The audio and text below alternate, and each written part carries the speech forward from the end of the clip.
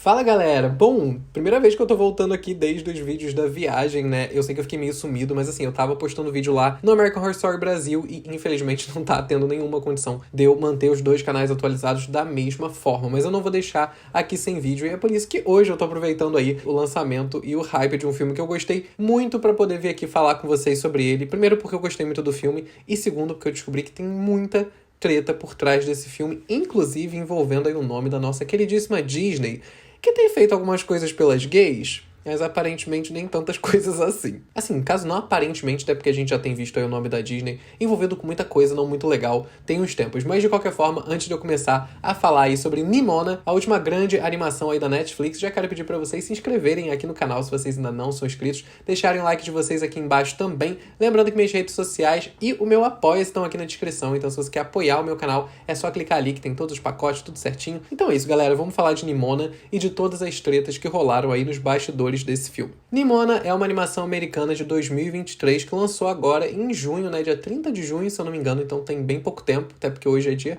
20 de julho, então tem nem um mês que ela saiu no momento. E no momento, tá, tudo aqui eu estou falando baseado no dia que eu tô gravando esse vídeo, ela tá entre os 10 títulos infantis mais assistidos da Netflix. Ela foi dirigida pelo Nick Bruno e pelo Troy Quane, que foram aí os mesmos responsáveis por Um Espião Animal, uma animação que eu não assisti e não me parece muito legal, mas de qualquer forma eles são animadores bem renomados e já trabalharam aí com animação e com storyboard em vários filmes muito grandes, como foi o caso de Encantada, Nine, do Tim Burton, vários do Zero do Gelo, The Wild, que era um filme que eu gostava muito quando eu era criança, e também Hotel Transilvânia. O filme foi baseado numa HQ de 2015 de mesmo nome, escrita aí pelo Andy Stevenson, que é o mesmo criador de She-Ra, né, a série animada She-Ra da Netflix, não o She-Ra original. E ele, inclusive, já ganhou até um Emmy. O filme tem um tanto bom de gente famosa no elenco, eu não tava esperando tanta gente assim, até porque eu não vi muita gente falando desse filme antes dele sair, mas tem a Chloe Moretz dublando a Nimona, que inclusive foi muito elogiada pela dublagem que ela fez nesse filme, e eu assino muito embaixo, porque eu realmente achei que ela mandou muito bem, assim, boa parte da personalidade do filme é muito dada pela performance da Chloe Moretz, então, assim, arrasou muito. Quem faz o Ballister, né, que é o amigo ali da Nimona, é o Riz Ahmed, que é um ator que eu gosto bastante, e quem faz a diretora no filme, né, um personagem bem importante no filme, é a Frances Conroy, que quem assiste American Horror Story já conhece ela, ela fez a Moira lá na primeira temporada, fez a Myrtle em Coven, então, assim, uma atriz bem conhecida, principalmente por terror, mas que mandou muito bem também dublando esse filme. Além disso, a gente também tem a RuPaul e a India Moore de Pose fazendo alguns papéis menores aí no filme. A história da Nimona é bem antiga e, na verdade, o Andy Stevenson, né, que é o criador da personagem, ele começou a criar essa história quando ele estava no ensino médio, e aí depois ele meio que retomou isso quando ele estava na faculdade e acabou apresentando a história da Nimona completa, né, como TCC, né, como o trabalho ali de conclusão de curso dele na faculdade. Ele começou a postar essas histórias no Tumblr entre 2012 e 2015 e foi ali que realmente ela ganhou muita popularidade. Logo que ele se formou, ele já conseguiu um contrato com a HarperCollins, né, que é uma das 5 maiores editoras dos Estados Unidos e que foi responsável lá em 2015 pela primeira cópia física de Nimona. A história do filme, pra você que não faz ideia do que tá acontecendo, é a seguinte: o filme ele é passado num rolê meio medieval, meio cyberpunk, assim, tipo, eu particularmente não lembro de ter visto isso em nenhum outro lugar, mas é um reino medieval com coisas tecnológicas. É meio como se a gente estivesse no futuro, mas a gente não tivesse mudado tanto a arquitetura e a forma como a sociedade funciona desde lá da Idade Média. Tem essa vibe da realeza e dos plebeus, mas ao mesmo tempo tem carros voadores e etc. Enfim, eu gostei bastante porque eu gosto de coisa medieval e eu também gosto de coisa cyberpunk, então pra mim foi um prato cheio. E a história ali do filme é basicamente a seguinte: existe essa guerreira lendária chamada Glorith, né, que há 1000 anos atrás ela venceu essa grande besta que atacou esse povoado e ela acabou sendo pra sempre celebrada como essa grande heroína e etc. E aí eles cercam, né, com muros esse lugar onde a Glorith enfrentou essa criatura e passa-se, né, durante gerações, todos os descendentes de Glorith começam a preencher esse espaço de cavaleiros que cuidam ali e tomam conta do reino. Acaba que o Ballister, né, que é um dos personagens principais do filme, ele é a primeira pessoa a ser colocada na academia de cavaleiros e que se tornaria, né, seria condecorado como cavaleiro pela rainha, que não é um descendente direto de Glorith. Então ele é aquela pessoa que ninguém queria que estivesse ali, que rola um mega preconceito com ele. A gente começa o filme no dia do evento em que ele vai ser finalmente condecorado como cavaleiro oficial do reino. Acontece uma treta, que eu não vou contar pra vocês qual que é essa treta, mas ele acaba sendo acusado de um crime que ele não cometeu e ele é obrigado a se esconder. E é quando ele vai se esconder e começa a ser procurado pelo reino inteiro que a Nimona acaba vendo, né, esses cartazes dele e tal. Ela meio que se identifica com ele por ele ser também alguém que é perseguido, alguém que as pessoas não entendem, alguém que as pessoas não gostam. Ela se sente muito assim também. E aí ela vai até ele pra se oferecer como assistente dele. Então eles meio que formam essa dupla onde o objetivo deles é tentar provar que o Ballister não fez aquilo, né, e meio que tentar se vingar das pessoas que... Isso mais da Nimona. A Nimona quer mais se vingar. O Ballister tá de boa, ele só quer realmente esclarecer o que aconteceu. Mas aí, enfim, qual que foi a treta desse filme, né? A gente teve esse filme estreando agora em 2023, mas a data original dele de lançamento era de 2020, ou seja, há 3 anos atrás já era pra esse filme ter saído, porque ele começou a ser desenvolvido em 2017, lá num estúdio chamado Blue Sky. A Blue Sky, pra quem não sabe, é o estúdio que foi responsável aí pela Era do Gelo, né, e por vários outros títulos. Rio também é da Blue Sky, então assim, era um estúdio bem grande, era uma subdivisão da Fox, e originalmente Nimona foi um projeto proposto dentro da Blue Sky. Tudo começou lá em 2017, né, quando eles começaram a desenvolver Nimona, que a galera engajou muito no projeto. Tanto o Nick quanto o Troy, que acabaram sendo os diretores do projeto, né, eles já eram animadores do filme original e eles estavam muito engajados, gostavam muito ali da história. Nimona já era uma história relativamente popular, né, por conta do Tumblr, então já tinha uma certa expectativa em cima desse filme. E aí lá em 2019, a dona Disney comprou, né, boa parte ali da Fox, inclusive toda a produção de cinema e TV da Fox. A Blue Sky, que era um departamento da Fox, acabou, né, por consequência, sendo comprada pela Disney também. E aí, nesse momento, a Disney simplesmente interrompeu a produção de Nimona. Então, o que era pra sair no ano seguinte, eles simplesmente falaram, não vai sair agora, vamos dar uma enrolada. Eles foram enrolando até 2021, quando simplesmente eles encerraram as atividades do Blue Sky. Então, eles fecharam o estúdio que estava produzindo Nimona. A galera que já estava envolvida com o filme nessa época falou que o filme já estava em papo de 70%, 75% finalizado, o que, se vocês sabem qualquer coisa do processo de produção de um filme de animação, vocês conseguem imaginar o quanto de trabalho que já tinha ali. E aí, quando o estúdio foi fechado, a gente começou a ter umas fofocas vazando. E aí, nessas fofocas, a gente foi descobrindo algumas coisas do porquê realmente Nimona tinha sido atrasado e por que ele acabou não saindo. De acordo com alguns ex-funcionários, a principal justificativa da Disney para não levar Nimona pra frente tinha sido as pautas LGBTs que o filme abordava. A gente tem um casal gay, né, como não protagonistas do filme, mas o Ballister é um dos protagonistas e ele faz parte de um casal com outro cara, inclusive de forma bem aberta, assim, eles falam que se amam, eles se beijam no filme, e essas cenas todas já estavam, né, presentes no projeto original. E a gente também tem a Nimona mesmo sendo uma interpretação de várias questões relacionadas a gênero por conta do Andy Stevenson, que é o autor da HQ, que é uma pessoa não binária. Então a Disney nesse momento falou, não, a gente não quer essas pautas envolvidas com o nome da Disney, a gente acabou de comprar a Fox e consequentemente o Blue Sky, e a gente não quer que o primeiro filme que saia nesse período seja um filme tão escrachado com questões LGBTs. Então a gente vai congelar, a gente vai enrolar, e eles na real só enrolaram até que o estúdio fosse fechado de vez. Já devia ser um plano, né, e eles só queriam empurrar até ali. Não satisfeito com isso, a gente também teve a troca do diretor, né, já que o diretor na época, que era o Patrick Osborne, ele meio que foi, pelo que falaram ali os ex-funcionários, ele não tava nem participando tanto da direção do filme. Ele tava sendo meio displicente com a direção do filme. E foi por isso que tanto o Nick quanto o Troy assumiram a direção, porque apesar de serem animadores, na época que o filme estava sendo gerado lá na Blue Sky, eles já estavam participando tanto do filme que fazia sentido eles serem os diretores nessa nova etapa em que, né, um novo estúdio comprou Nimona para poder finalizar ele. Então, quando o Annapurna Pictures, né, que foi o estúdio que acabou de fato comprando Nimona e levando o projeto para frente, comprou o filme, eles já estavam praticamente tudo pronto, né? Eles já tinham aí mais de 70% do filme finalizado. Então, terminar o filme de fato não foi tão complicado assim, principalmente porque agora eles estavam no estúdio que queria que o filme fosse como ele deveria ser, né? Queria que o filme fosse nos caminhos que originalmente ele já estava indo. Não só o Annapurna Pictures decidiu comprar a Nimona, que é um estúdio bem grande, inclusive, mas eles também decidiram usar a Nimona como lançamento do novo selo deles, né? Eles não tinham filmes de animação até Nimona aparecer, então eles lançaram Nimona junto com a Annapurna Animation, que é o novo departamento aí do Annapurna Pictures. Como a equipe original do filme trabalhou pra caramba nele, né? Mas muitos acabaram não passando para a etapa final de produção, né? Para quando a Annapurna Pictures comprou o filme, eles decidiram colocar nos créditos finais um bloco inteiro dedicado aí com o nome, né, de todo mundo que participou da produção original lá no Blue Sky, mesmo que eles não tivessem de fato na finalização do projeto. Então foi uma forma aí de homenagear a equipe original, e durante o filme tem vários e vários easter eggs ali com nomes de alguns personagens, etc, que são em homenagem à equipe original de Nimona lá no começo do BO todo, lá em 2017. Como eu falei com vocês, o filme estreou agora dia 30 de junho, ele tá sendo muito bem recebido pela crítica, muito bem recebido também pelo público, né? Como eu falei com vocês, ele tá entre os 10 títulos mais assistidos da Netflix nesse momento. Então, assim, pau no cu da Disney, né? Que ficou lá enchendo o saco, falando, não, a gente não vai falar de viado, não vamos falar de viado agora, a gente vai prejudicar a nossa imagem. E aí foi alguém legal lá, comprou um negócio, e agora a parada está o quê? Bombando. Inclusive está muito cotado pro Oscar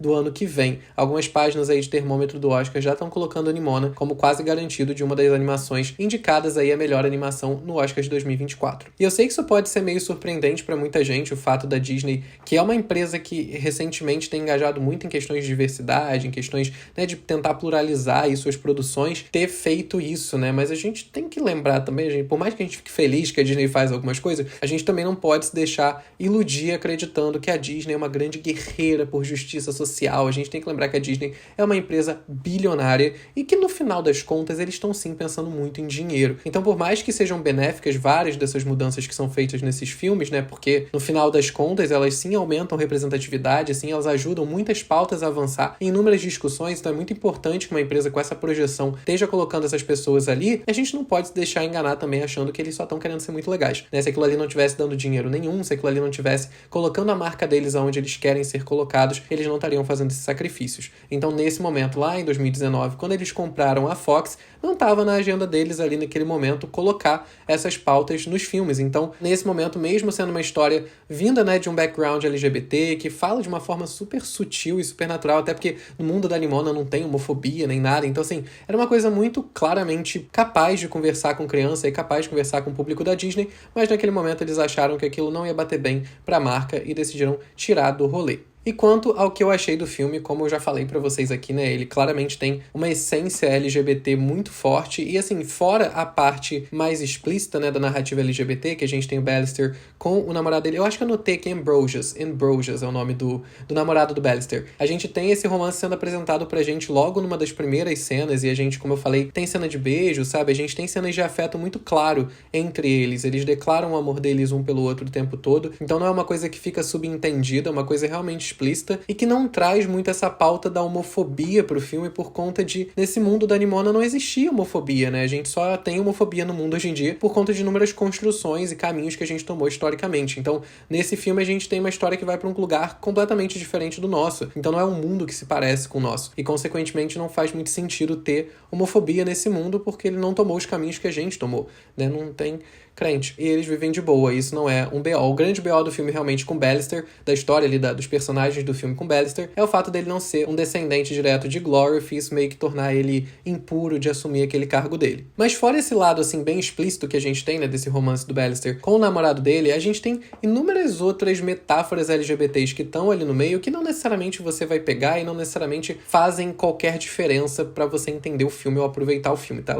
Eu não considero nenhuma dessas camadas que tem ali por trás, né, que tem muito também do autor da história, né, sejam essenciais para você entender Nimona ou se entreter com Nimona, tanto que Nimona tá, né, entre os 10 títulos mais assistidos da Netflix infantis nesse momento, né, e assim, é óbvio que nenhuma criança pegou todas essas camadas que eu vou estar falando aqui para vocês, até porque muitas delas são interpretativas, né, algumas, de fato, o autor já falou a respeito, mas algumas são mais interpretativas. A gente tem a Nimona, né, que ela é essa criaturinha que a gente não sabe muito bem qual é a forma original dela, ela sempre fica ali fluindo entre vários animais, né? Ela se transforma em vários... Não animais só, ela se transforma em praticamente qualquer coisa. Mas a gente tem, no modo como a Nimona se apresenta pro mundo, muitas representações do modo como o próprio autor também se apresenta pro mundo, né? E muitas das dificuldades que a Nimona tem em lidar com essa fluidez dela de formas também tem muito a ver com as dificuldades que o Andy Stevenson teve de lidar com essas formas, principalmente porque ele começou a escrever essa história quando ele ainda estava no ensino médio, né? Quando ele ainda era um adolescente e estava entendendo muitas dessas coisas ainda. Então a gente tem muito dessa fluidez da Nimona com as formas dela e etc.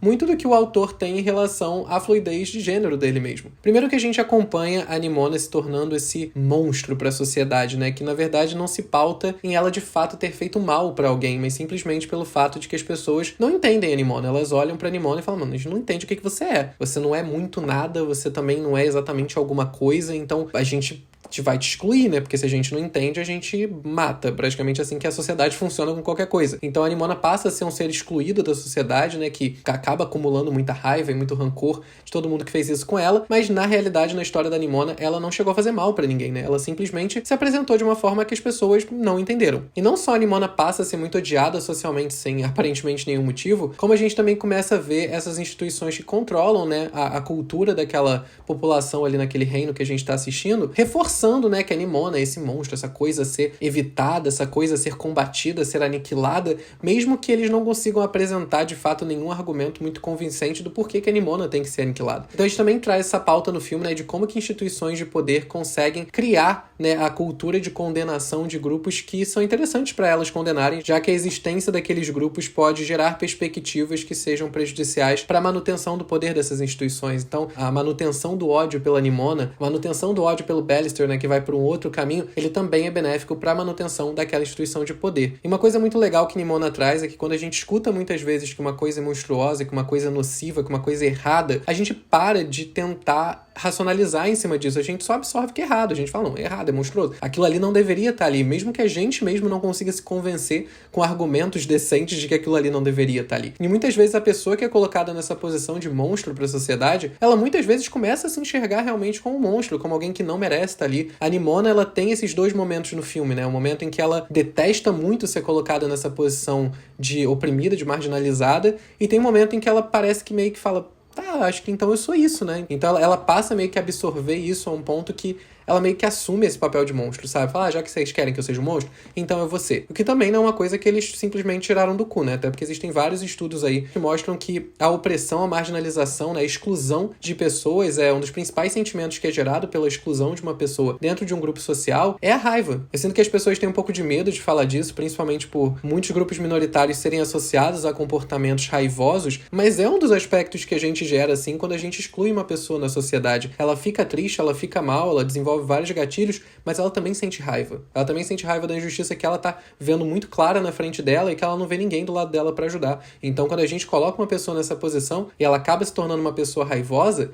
isso é extremamente justificável. E aí o que acontece é que as pessoas vão lá e condenam agora essa pessoa por ela ter se tornado raivosa. Ou seja, você exclui a pessoa, você coloca ela numa posição merda, e aí ela lida muito mal com isso, que é extremamente esperado, e aí agora você condena ela por também não ter conseguido lidar com aquela situação merda que você impôs a ela, né? Então a pessoa, ela entra num ciclo em que ela é sempre condenada pelo resultado da própria condenação. Existem vários momentos no filme em que a Nimona dá algumas dicas ali de que ela é realmente uma representação dessas questões que o autor da história tinha, né? Tem um momento em que o Ballister pergunta, tá, mas o que você é? Né? Tipo assim, você é uma criança? O que você é? E ela fala, não, eu sou a Nimona. Ela tenta não deixar esses outros rótulos, esses outros títulos, né, que podem definir ela muito mais fácil, serem aceitos. Ela fala, não, eu sou a Nimona. Você tem que me conhecer como Nimona, e é isso que eu sou. E o que eu pareço pra você, o que eu posso me tornar, isso não é o ponto principal. Você tem que entender o que eu sou. Até quando ele pergunta pra ela, né, qual é a forma original dela, ela fala, tipo, ela brinca. Uma hora ela fala que é uma coisa, outra hora ela fala que é outra coisa. O que eu também associo meio que como uma resposta a esse questionamento que é tão comum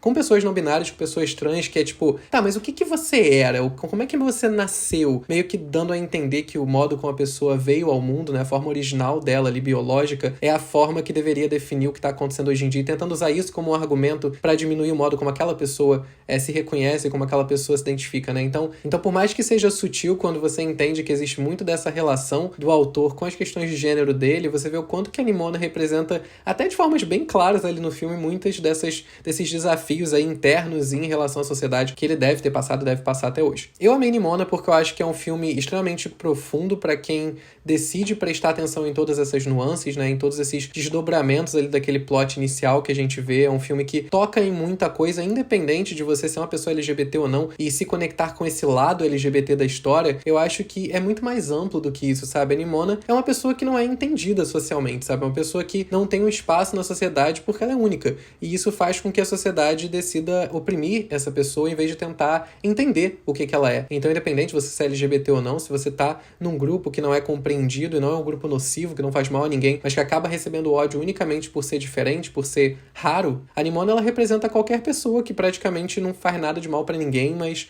por algum motivo todo mundo decidiu detestar. Mas é isso, galera, foi o que eu achei sobre Nimona. Se você assistiu também, comenta aqui embaixo. Se você pegou alguma coisa que eu não falei aqui no vídeo, sabe alguma outra informação, coloca aqui nos comentários também. Lembrando que minhas redes sociais estão todas aqui na descrição, assim como o meu Apoia-se e também minhas redes sociais. Não esquece de se inscrever aqui embaixo e deixar o seu like. Eu vou ficando por aqui e até o próximo vídeo.